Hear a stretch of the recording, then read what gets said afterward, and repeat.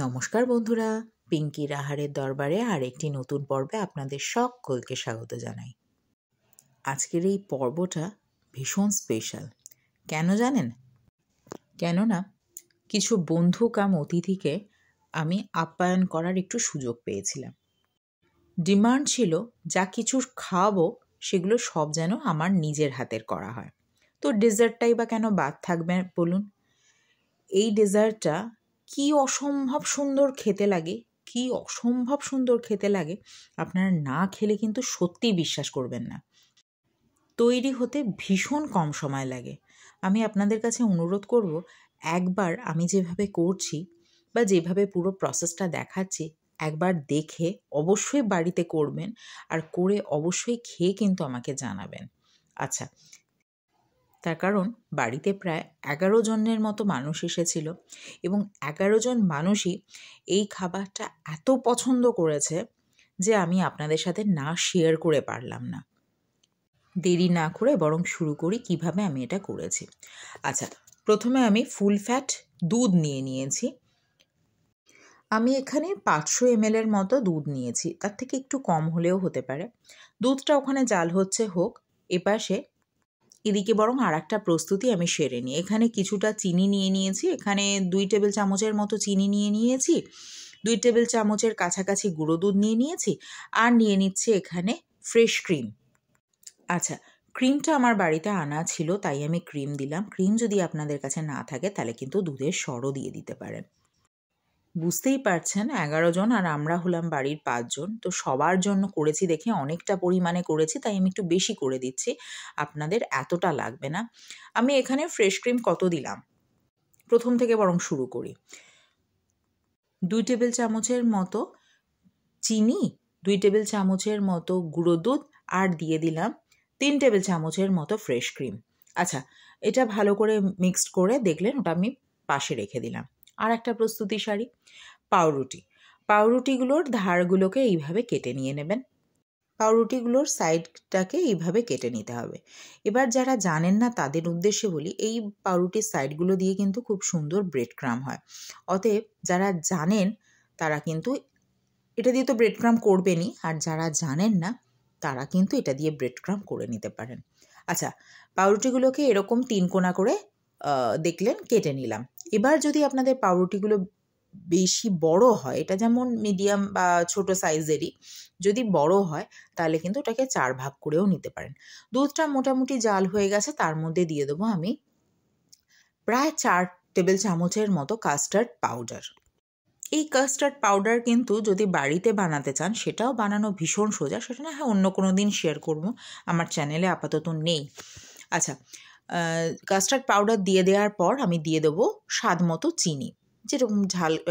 যেরকম মিষ্টি খাবেন সেই রকম অনুযায়ী চিনি দিয়ে দেবেন। আমি এখানে 2.5 টেবিল চামচের মতো চিনি দিয়ে দিলাম। এবারে এই গোটা মিষ্টিটার সবচেয়ে বোরিং যে পার্টটা সেটা হলো এটাকে কনস্ট্যান্টলি মোটামুটি চালিয়ে যেতে হবে। যেহেতু কর্নফ্লাওয়ার রয়েছে, মানে কাস্টার্ড পাউডারে যেহেতু কর্নফ্লাওয়ার রয়েছে, তাই কিন্তু নিচে লেগে যেতে পারে। তাই কনস্ট্যান্টলি নেড়ে ওটাকে তৈরি করতে হবে। খুব বেশি কিন্তু ঘন করলে চলবে না, তার কারণ অলরেডি পরে আরও ঘন হয়ে ওটা মোটামুটি হয়ে গেছে। তাই আমি ওটাকে বাদ দিয়ে আর একটা প্রসেসে চলে গেলাম। সেখানে আমি কিছুটা দুধ নিয়েছি, আর নিয়ে নেবো একটু গুঁড়ো দুধ। তবে বলে রাখি, এটা কী কারণে নিচ্ছি সেটা নিশ্চয়ই আপনারা দেখে বুঝতে পারবেন। আমি যে পরিমাণ দুধ নিয়েছি তাতে কম পড়ে গেছিলো, পরে আবার আমাকে গুলতে হচ্ছে, তাই আমি আর এর পরিমাপটা বললাম না। মোটামুটি কিছুটা গুঁড়ো দুধ দিয়ে, গুঁড়ো দুধের টেস্ট বাড়াবে। এবার আপনি যদি চাইলে আরও একটু বেশিও দিতে পারেন, তাতে কোনো অসুবিধে নেই।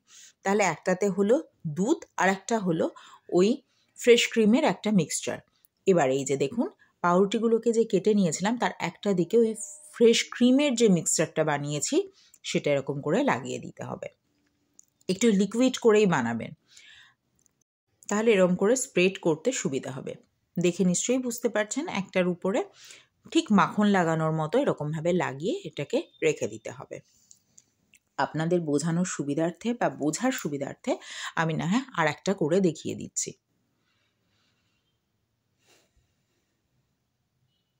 বলতে গেলে কথা বলতে বলতে না হাঁপিয়ে গেলাম যেন, তাই একটু রেস্ট নিয়ে নিচ্ছি। আচ্ছা, এই যে দেখুন, এইভাবে আমি প্রত্যেকটা বানিয়ে নেব।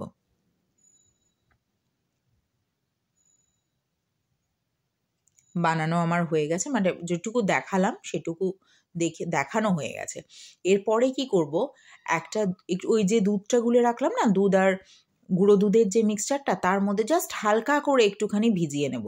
শুধু এদিক ওদিক জাস্ট একটু ভেজানো, মানে একেবারে ডিপ করে অনেকক্ষণ ধরে রাখবে না, তাহলে কিন্তু দুধ অনেকটা টেনে নেবে। আর পাউরুটিতে শুধু দুধের টেস্ট হলে কিন্তু চলবে না, তার কারণ এর প্রসেস আর একটু বাকি আছে। এক্সট্রা দুধটাকে মানে এরকম চেপে যতটা দুধ বেরিয়ে যায়, মোটামুটি জাস্ট একটু হালকা ডিপ করেই তুলে নেবেন। খুব বেশিক্ষণ কিন্তু রাখার একদম দরকার নেই, তাহলে পাউরুটিগুলো ভীষণ নরম হয়ে যাবে, আপনাদের কাজের কাজ কিচ্ছু হবে না। চলে আসি ফাইনাল স্টেজে। মোটামুটি একটা ছড়ানো পাত্র নিয়ে নেবেন, সেটা থালা হতে পারে, প্লেট হতে পারে, যাই হোক না কেন, একটার সাথে একটা যাতে লেগে না থাকে সেটা খেয়াল রাখবেন। আর এইভাবে এরকম করে দুধের মানে কাস্টার্ড মেশানো যে দুধটা, যেটা আমরা জাল দিলাম, সেইটা দিয়ে দিতে হবে। এবার একটা ছোট টিপস শেয়ার করি।